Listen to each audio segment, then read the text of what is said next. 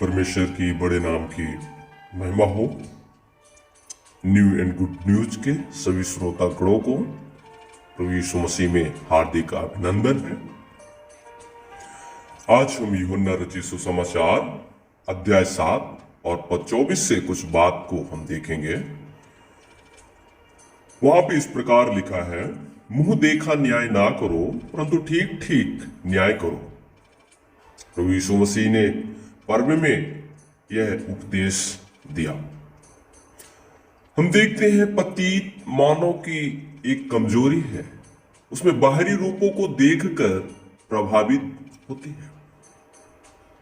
हम एक व्यक्ति का न्याय उसके चेहरे के आधार पर करते हैं। एक इस्तेमाल की हुई कारों का मूल हम उसके बाहरी ढांचों को देखकर करते हैं। हम एक किताब की महत्वपूर्ण पहले पेज के अनुसार करते हैं। हम अपनी इस प्रवृत्ति के परिणाम स्वरूप चाहे कितनी भी बार हतोत्साहित और भ्रमित क्यों न हो जाएं, हम इस बात को सीखने से इनकार करते हैं कि हर चमकने वाली वस्तु सोना नहीं होती। हम डॉक्टर जेम्स डॉब्सन अपनी किताब हाइड और सीक में कहते हैं कि शरीर सुंदरता हमारी सभ्यता में सबसे ज्यादा महत्व दी जाने वाली एक विशेषता है। हमने इसे मानवीय मूल्य के सोने का सिक्का बना दिया है। इसलिए एक सुंदर बच्चे को साधारण बच्चे की अपेक्षा से ज्यादा प्यार मिलता है। शिक्षकों में आकर्षक बच्चों को ज्यादा अंक देने की प्रवृत्ति रहती है। सुंदर बच्चों को दूसरों से कम दंड मिलता है। असुंदर या कुरूप बच्चे अपराध के लिए दोषी ठहराए जाते हैं। पहला सामुएल उसका 16 अध्याय और उसका 6 और 7 कलम पे हम पढ़ेंगे। वहां पर हम देख सकते हैं सामुएल नबी जो है, हम जब देखते हैं एलीआब को देखकर मन में विचार लाते हैं कि शायद परमेश्वर ने इसे चुना होगा।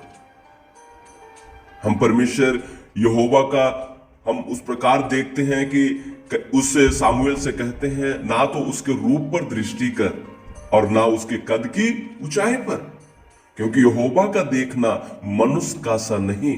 मनुष्य तो बाहर का रूप देखता है परंतु यहोवा की दृष्टि मन में रहती है। मेरे प्रियो, आज हम जब इस संसार पे जीते हैं, हमें किसी के चेहरे के आधार पर उसका न्याय नहीं करना चाहिए, क्योंकि चेहरे से ज्यादा उसका चरित्र महत्वपूर्ण होता है। एक पुस्तक के पहले पेज से ज्यादा, फर्स्ट पृष्ठ से ज्यादा उसके अंदर की बातों को पढ़कर देखना महत्वपूर्ण है। आज हम शारीरिक बातों से ज्यादा आत्मिक बातों को देखना यह बहुत महत्वपूर्ण बात है। तो यीशु मसीह जिस विषय में कह रहे थे कि मुंह देखा न्याय ना करो, वो मनुष्यों के स्वभाव को पढ़कर इस बात को कह रहे थे। मेरे प्रियो, आज हम जिस संसार में जीते हैं, प्रभु यीशु मसीह की उन कही हुई बातों को स्मरण करें। इस संसार में हमारा जीवन जो है प्रभु यीशु मसीह के उन बातों पर चलने का अमल करें।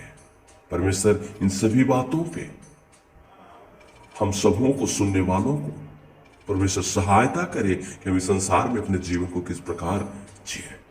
परमेश्वर के उन वचनों के आधार पर हमारा इस संसार में जीवन होना चाहिए। परमेश्वर सबों को सहायता करे। परमेश्वर की बड़े नाम की महिमा